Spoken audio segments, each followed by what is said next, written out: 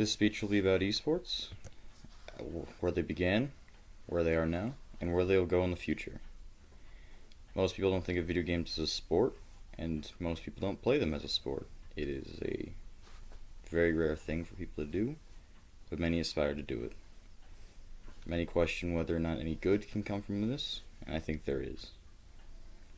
They began with the Donkey Kong Worldwide Tournament, which was, according to Fox News, Andrew Lynch tracing the 70-year history of video games becoming esports.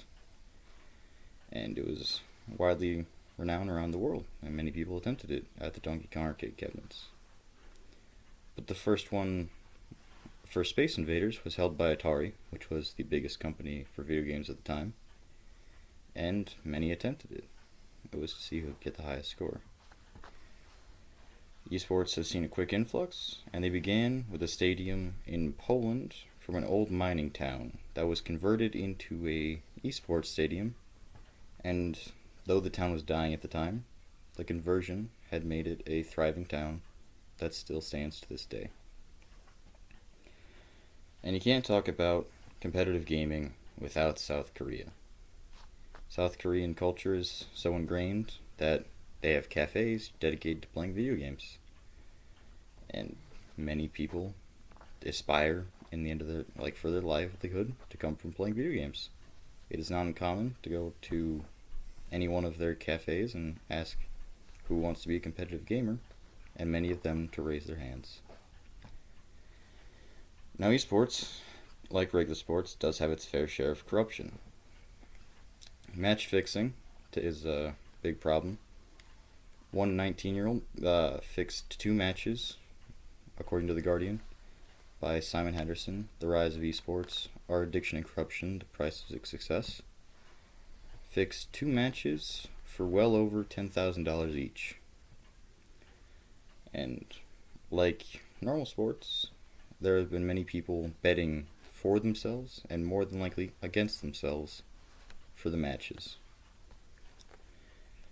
Although with the corruption there comes many benefits, such as revenue for towns that have esports stadiums or esport teams even, and that's just overall great for the town. Although another good thing is it's more accessible than regular sports. You can be handicapped and still play esports. You don't need to be physically fit in order to play them.